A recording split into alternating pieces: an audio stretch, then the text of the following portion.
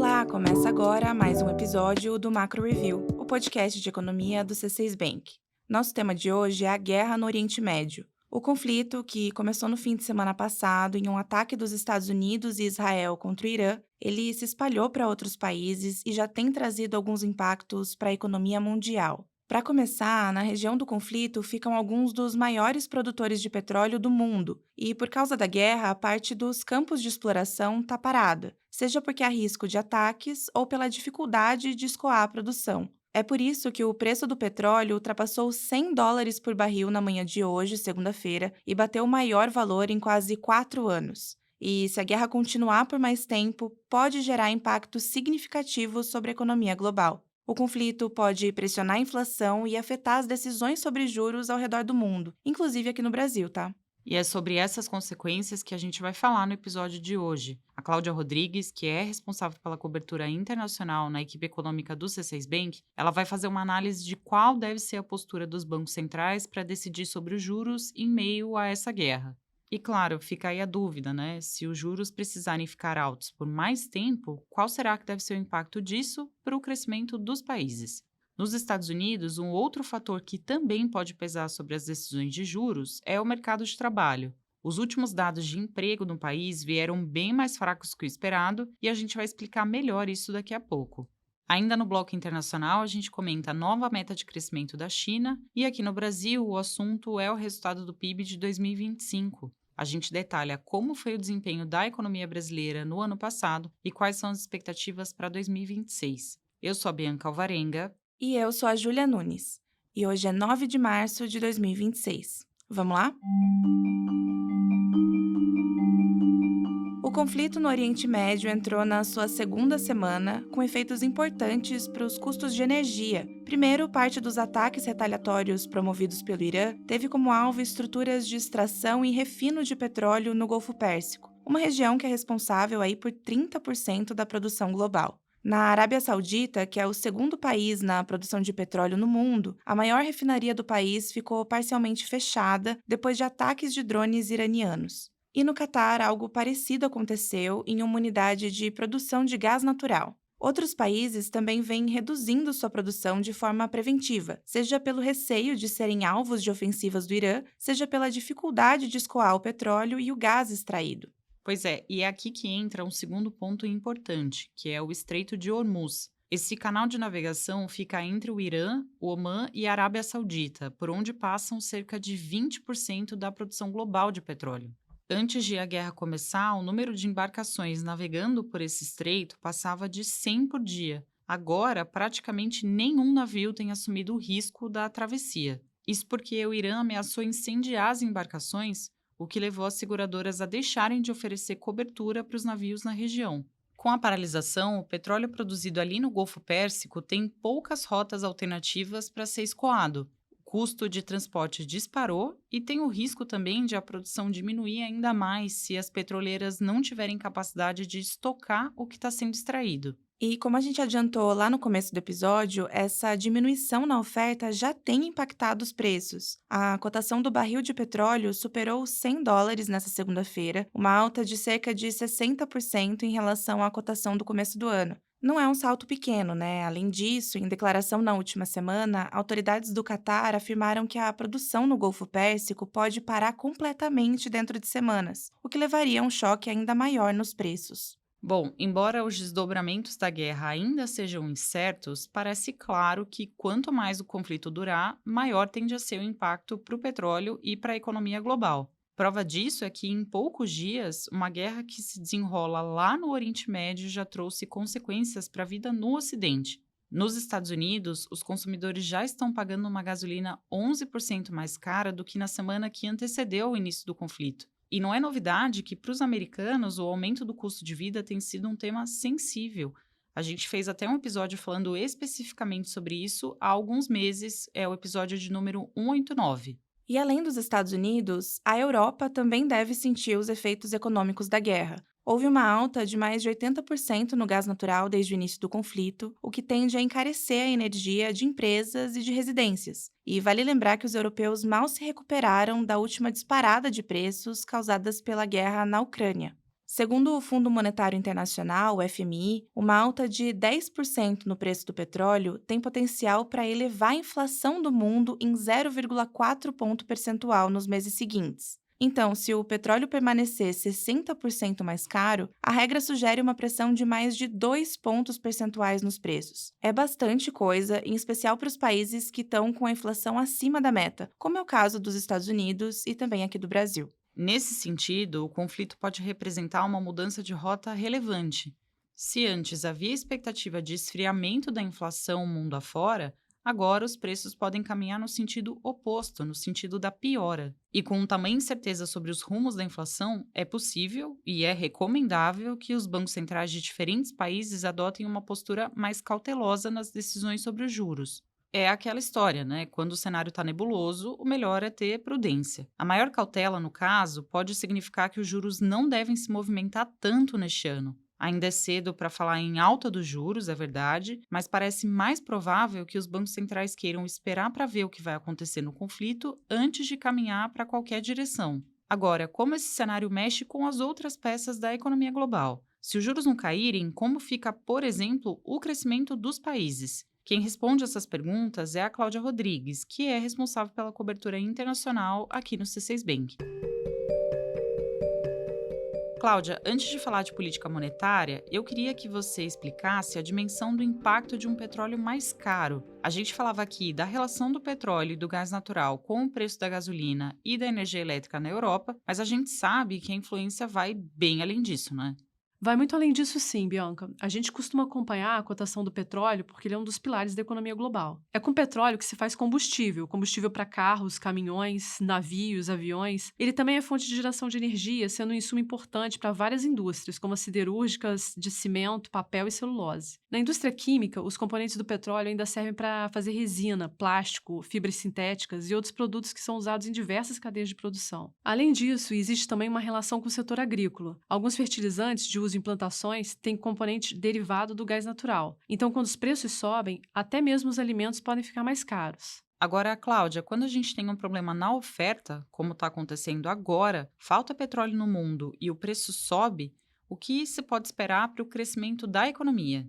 O FMI tem uma regra para estimar esse impacto. Quando o petróleo se mantém 10% mais caro que antes, a tendência é que o crescimento da economia global fique 0,15 ponto percentual menor. Quando a gente aplica o cálculo para o quadro atual, de uma alta de 60% do petróleo desde o início do ano, o conflito pode reduzir o crescimento da economia global em quase um ponto percentual no ano. Como a FMI calcula que o mundo vai crescer algo como 3,3% em 2026, um ponto percentual é bastante coisa. Agora, para entender como o crescimento econômico e o petróleo se relacionam, é importante olhar para dois aspectos. Primeiro, com o petróleo mais caro, o custo de todos os setores produtivos que utilizam esse insumo tende a subir. Vamos pensar em uma indústria química que depende do gás natural para suas caldeiras funcionarem. O gás natural já está 80% mais caro, então essa indústria vai precisar ou comprimir suas margens ou repassar o custo mais elevado para os preços dos produtos, ou as duas coisas. Por mais que o aumento do petróleo atinja todos, essa indústria acaba ficando menos competitiva. Para ela, pode fazer mais sentido produzir menos do que produzir com um custo mais elevado. Como são muitos os setores afetados pelo petróleo mais caro, esse efeito se espalha pela economia e a tendência é que o PIB cresça a um ritmo mais lento. O custo mais alto desestimula a produção e os preços se tornam um obstáculo para as pessoas consumirem.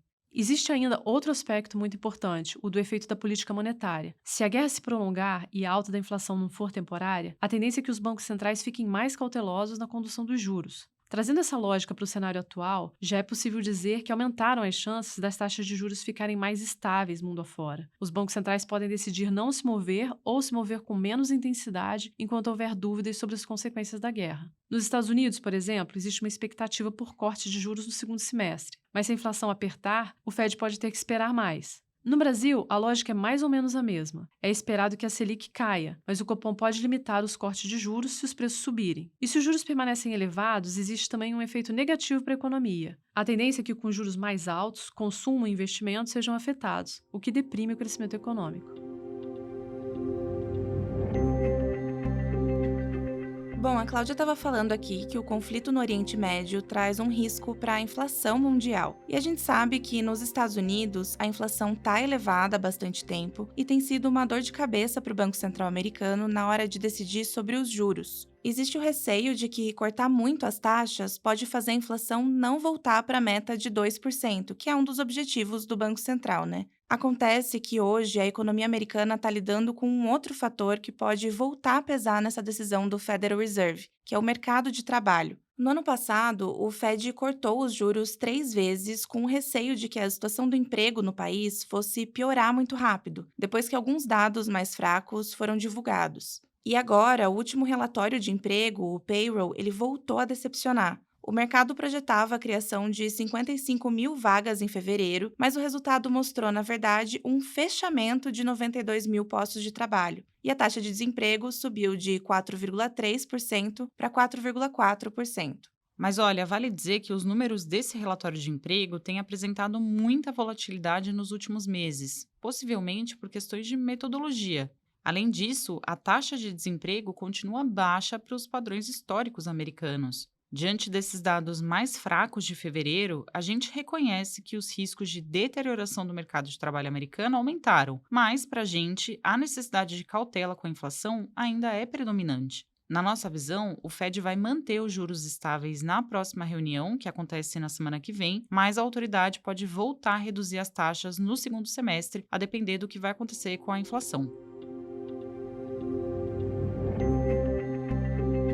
Para terminar o nosso bloco internacional, a gente vai falar da China. Na semana passada, aconteceu o Congresso Nacional do Povo e o governo chinês adotou um tom mais cauteloso na hora de anunciar a meta de crescimento para 2026. Em vez de o governo dizer que a meta seria em torno de 5%, como disse nos anos anteriores, ele definiu um intervalo para a meta, entre 4,5% e 5%. Isso sinaliza um maior pragmatismo da autoridade na busca por um crescimento mais equilibrado para a China. A meta de déficit orçamentário, que é a diferença entre a arrecadação e as despesas do governo, ela foi mantida em cerca de 4% do PIB e continuou acima do limite de 3% adotado no passado. Ou seja, o crescimento do país deve ser menor esse ano, mesmo com o empenho do governo para estimular a economia. O governo chinês também reforçou no Congresso que a prioridade para 2026 continua sendo estimular a demanda interna. Não foram anunciadas novas medidas para o mercado imobiliário, por outro lado. Vale lembrar que no ano passado a China alcançou a meta de crescer 5% graças ao forte desempenho das exportações. Já o consumo doméstico continuou perdendo força e o setor imobiliário seguiu encolhendo. Esse cenário reforça o desafio da deflação persistente na China. Depois de encerrar 2025 com uma inflação de só 0,8%, a meta para este ano foi mantida em 2%, mas chegar nesse número de inflação vai depender justamente de reativar o consumo interno. Agora sim, chegou a hora de falar do Brasil. Na semana passada, saiu o resultado do PIB de 2025 e ele mostrou que a economia brasileira perdeu fôlego. Depois de 3 anos com crescimento na casa dos 3% ao ano, o PIB fechou 2025 com alta de 2,3%. Como já era esperado, os juros elevados contribuíram para esfriar a atividade econômica. Desde junho, a Selic está em 15%. É o maior patamar em 2 décadas, e o crédito mais caro tem pesado sobre os custos de empresários e de consumidores. Por isso, ao longo de 2025, a gente viu que as empresas reduziram seus investimentos para ampliar a capacidade produtiva, que é o que o IBGE chama de formação bruta de capital fixo. Esses investimentos caíram 3,1% na comparação com o quarto trimestre de 2024. E claro, com a Selic mais elevada, os setores mais dependentes de crédito também sentiram o impacto. A indústria de transformação caiu 2% e a construção recuou quase 3% também nessa comparação anual do quarto trimestre. Por outro lado, alguns segmentos compensaram parte dessas perdas. O consumo do governo cresceu 3,6%, o que fortaleceu a demanda doméstica. E a agropecuária e a indústria extrativa avançaram mais de 12% cada, o que impulsionou as exportações brasileiras. Também é importante notar que, apesar dessa desaceleração do PIB, o mercado de trabalho brasileiro se manteve muito aquecido. Em janeiro, a taxa de desemprego ficou em 5,4%, perto das mínimas históricas, e os salários continuaram crescendo em ritmo forte, o que ajuda a sustentar o consumo das famílias. Com isso, mesmo em um ambiente de juros elevados, a gente precisa dizer que a economia brasileira tem crescido acima do seu PIB potencial, ou seja, acima do que ela consegue crescer sem gerar um aumento da inflação. Nesse contexto, embora a expectativa seja por cortes na Selic ao longo do ano, a gente avalia que os juros vão encerrar 2026 num nível ainda elevado, em 12,5%, e isso tende a continuar limitando o crescimento da economia.